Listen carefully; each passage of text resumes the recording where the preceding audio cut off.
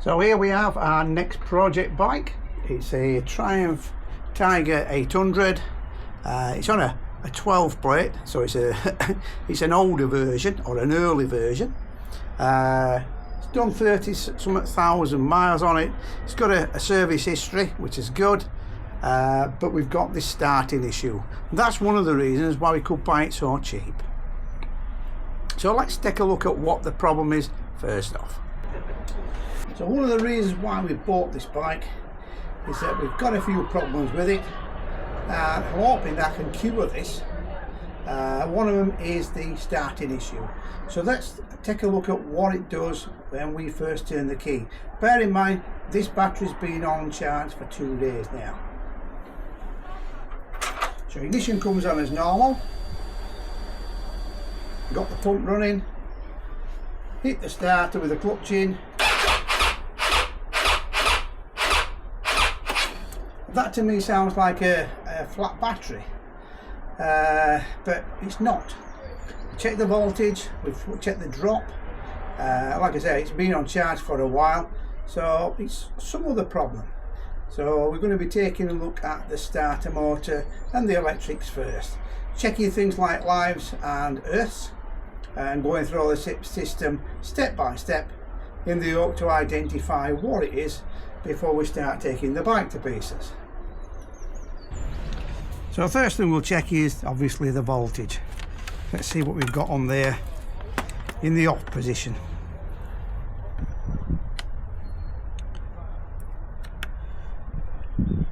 So we're getting 1287, so quite a decent amount.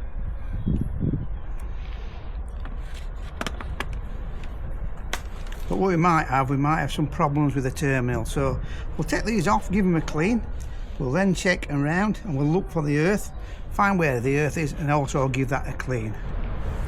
So now we've got the battery out, we're having a feel to find out if it's bulged, because obviously if it's bulged it means that it's been overcharging.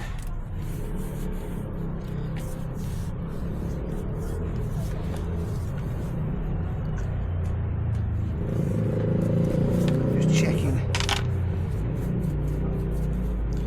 Feels okay.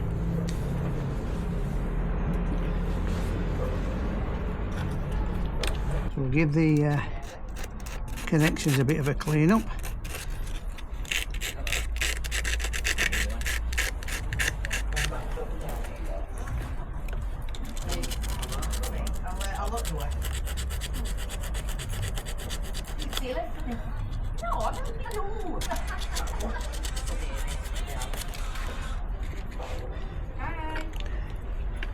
I'm just going to get it car now, so if you want to start walking down the road. Oh, it's like, there is traffic though, so we'll just, I think if you, yeah, I think you start walking down.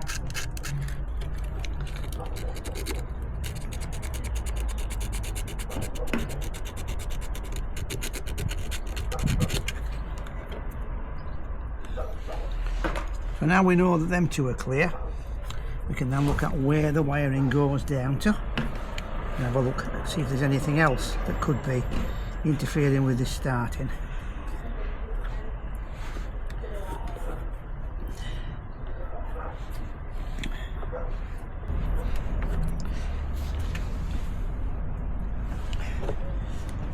So we're also going to clean up the top of the battery, so the terminals are going to be good there. So we need to make sure we've got a good earth and a good power supply. Obviously if either of these are a little bit weak, then it will affect the power going to the system.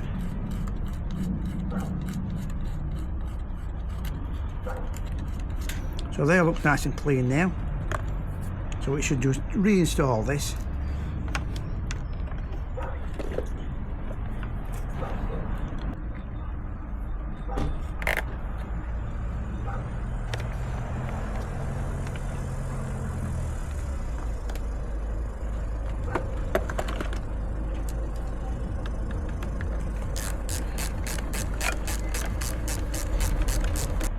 Right, so we've got the bolt back in. They're tightened up. So we'll now give it another try.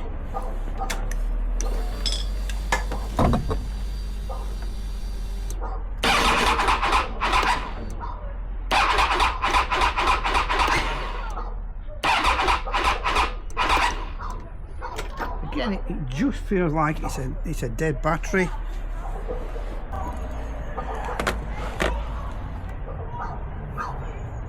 And we're still showing 12.6, so we've still got enough there to get it to move over, but it's just not doing it. So I've now gained access to what I would class as the starter solenoid, and we've got quite a lot of corrosion on these and corrosion on the fuse. So we'll clean them up, and again I'm just checking wiring basically just to find out what it could be. I think there should be a drain hole in the bottom of this box to allow any water that does get in to escape. Got an Allen key down there and a bolt. I don't know if you can see them, but that's probably from the previous owner. So we'll give this a clean up, and I'll bring you back after we've done that.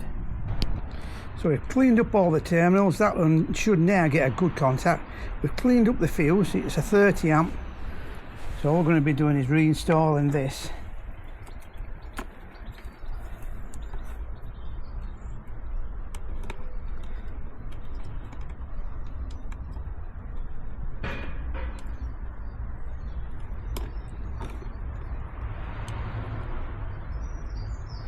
And I've managed to do all this without disconnecting the brains.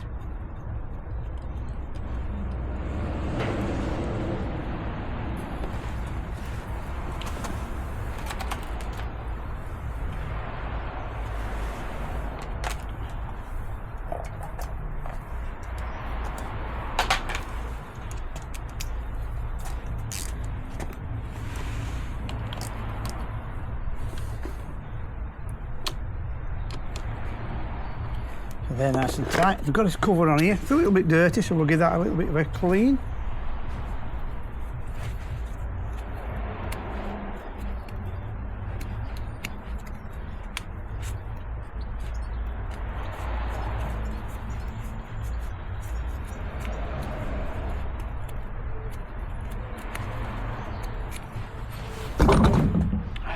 There we go.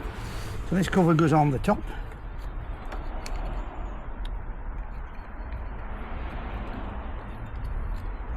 Just trying to decide which way to gut it. So that should clip in, and it does. So we've now got that all together. Obviously we've had to remove a plug that we've got situated down here, which plugs into there. Luckily these plugs came apart quite easily. We've still got quite a little dirt down there, so I think I might clean that bottom up before we move everything back in. So we've now successfully got the unit at the bottom there. I think that might be the solenoid for the starter motor. We've got the wires and everything else out of the way, so the battery should be able to go back in. Obviously we've got the plus and minus on a battery there. Everything looks like it was originally, so we now put the battery back in and see how it goes. So we've got the key on, all the lights are on the dashboard, and as usual we've got this battery and it all connected up. So we'll give it a go and see if the starter works this time.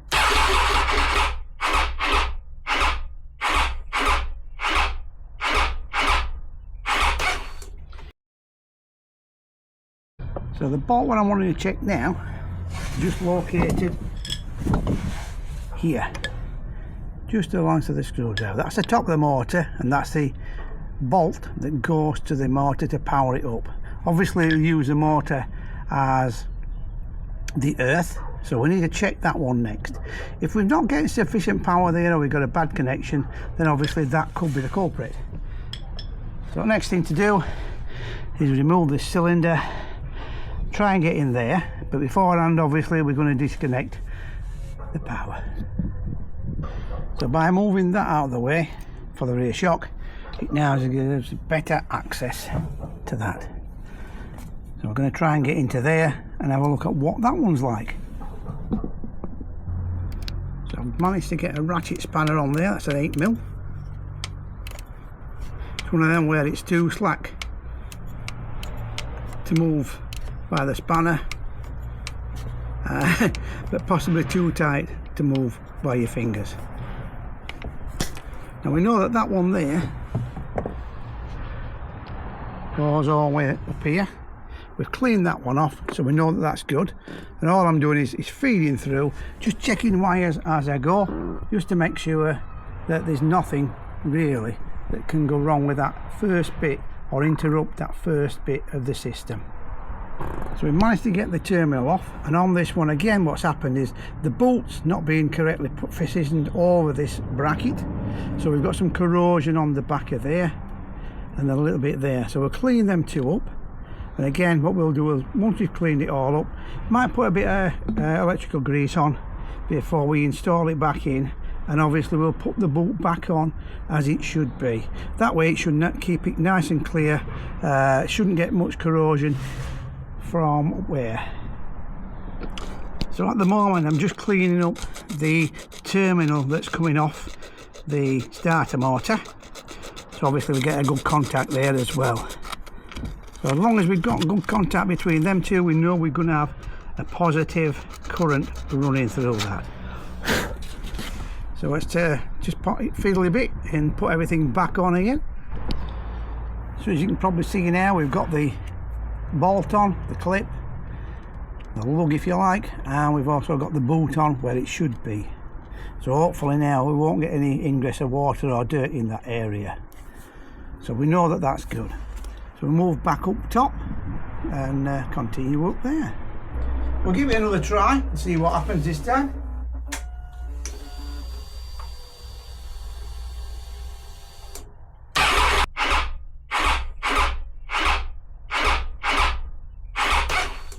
Yeah, it still again feels like it might be battery related. So I'll get one of these ordered up, and then once we've got this loaded up and charged, we'll bring you back and see what the result is this time. So I'm going to order up a new battery for the bike. I have been on the forums to check out what else could be the problem, and notorious for the Tiger 800 is the starter motor. Now you can imagine that over the years of this bike it's been started up thousands of times, so we might have a worn starter motor as well. So what I'm going to do is I'm going to get the battery first and then try it with the battery on it with a new one, and then if that's not successful I'm going to order up the starter motor. There's quite a range of iTorque ones out there. I'm going to be ordering one of those. The other thing that I'm going to be doing is I'm going to be doing a service on the bike, so I'm going to change the air filter, I'm going to change the oil filter and the oil, and also because of the age of the bike I'm going to put in a new set of spark plugs as well. Now one thing I have been told about is something called the Tiger Tool. This is an app that you can put on the laptop. You get a file and basically you load that up onto your laptop, and it enables you to connect your OBD connector into the bike so you can check if there's any faults. So that's something else that I'm going to be ordering. So that's going to be coming in the next few days. So that about wraps it up for today's episode. As always, if you'd like to give us the thumbs up on the video, we do appreciate this, and if you do want to subscribe you can follow along on the build itself. But if not, that's about it for today guys, so see you next time. Bye for now.